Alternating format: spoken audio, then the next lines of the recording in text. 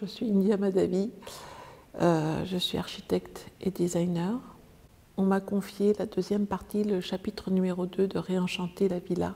C'est très intimidant de penser qu'on va intervenir à la Villa Médicis. Et tout l'enjeu a été de comprendre et de savoir comment je pouvais intervenir sans dénaturer la villa, mais rentrer dans son histoire, rentrer dans la continuité. Après Peduzzi, après Balthus, il y a une sorte de magie quand on est dans ces pièces. Et Balthus, et les frises, et les plafonds. On est quand même dans une chambre ici de 70 mètres carrés, il y a peut-être 5 mètres sous plafond. Je veux dire, c'est extrêmement généreux. J'avais envie d'offrir peut-être le maximum de confort avec un minimum d'éléments. On a conservé les murs de Balthus, mais on a conservé aussi tout le mobilier de la villa qui avait été, je pense, choisi par Balthus, qui est un mobilier italien 17e et 18e, que j'adore. Je trouve que ça va merveilleusement dans ces chambres. Et on a voulu créer un ensemble qui vient se rajouter à ce qui existait déjà, mais que cet ensemble soit assez lisible. D'où l'idée de travailler sur une sorte de mini-collection de 3 pièces, puisqu'il y a le lit qui est la pièce principale, dans cette chambre la bibliothèque, et puis les tables, et que ce soit assez lisible, que les choses se renvoient l'une à l'autre, et qu'on comprenne notre intervention.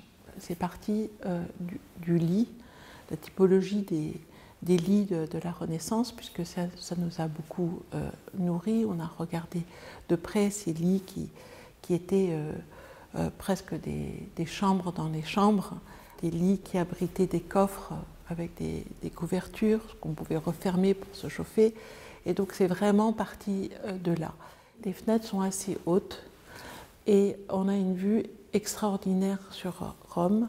Et moi, je pensais que c'était un des attraits, c'était pouvoir d'être dans son lit et conserver cette vue sur Rome. Et donc faire des lits à 90 sans avoir un marchepied ou un socle, ça me paraissait assez compliqué. On a travaillé sur de la marqueterie de bois avec un ébéniste français qui s'appelle Cramant Lagarde. Et on a travaillé sur des motifs qui sont des fausses perspectives, puisque c'est aussi un des principes de la Renaissance, mais en prenant ce motif et en faisant un all-over, ça devient beaucoup plus moderne et ça devient presque pop. Moi, j'y vois quasiment un lit en pyjama. Ça m'a amusée. C'est pour ça que je parle de Renaissance pop. J'aimais bien l'association de Renaissance pop. Je pense que ça n'a pas été trop vu pour l'instant.